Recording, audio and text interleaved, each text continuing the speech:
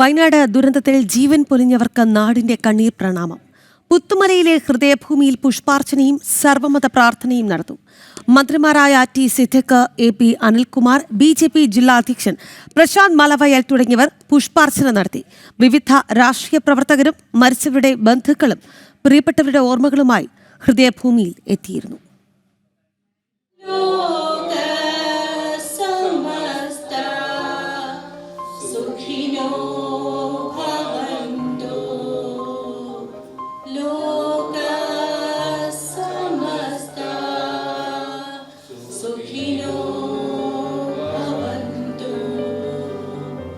പൂർവന്മാരാം നോഹബരാഹം ഇസഹാക്ക് യാക്കോബ് മഹിദാശ്യർത്തൻ പരിപാവനമാ ബലികൾ പോലെ.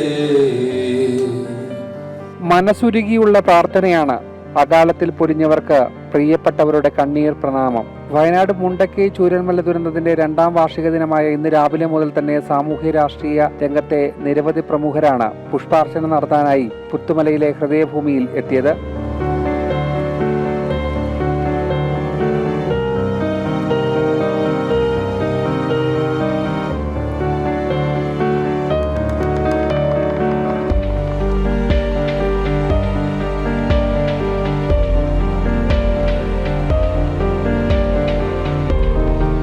ഹൃദയഭേദകമായിട്ടുള്ള ഒരു കാഴ്ചയാണ്. നമ്മുടെ ദുരന്തഭൂമി എന്ന് പറഞ്ഞാൽ നമ്മളെ സംബന്ധിച്ചിടത്തോളം എന്താ പറയുക, വൈകാരികമായിട്ടുള്ളൊരു സമയവും ഒക്കെയാണിത്. ഉറ്റവരൊക്കെ വേർപെട്ട് പോയിട്ടുള്ള ദിവസം. ഞങ്ങളെ സംബന്ധിച്ചിടത്തോളം അവർക്കിനി ആകെ ഞങ്ങൾക്ക് ചെയ്യാൻ സാധിക്കുന്ന ഒരു പുഷ്പം അർപ്പിക്കുക, അവർക്ക് വേണ്ടി ഒരു ആദരാഞ്ജലി അർപ്പിക്കുക എന്ന് മാത്രമേ ഉള്ളൂ. അതെല്ലാ കാലവും ഇപ്പോഴും ഞങ്ങളത് കൃത്യമായിട്ട് ചെയ്യുന്നുണ്ട്.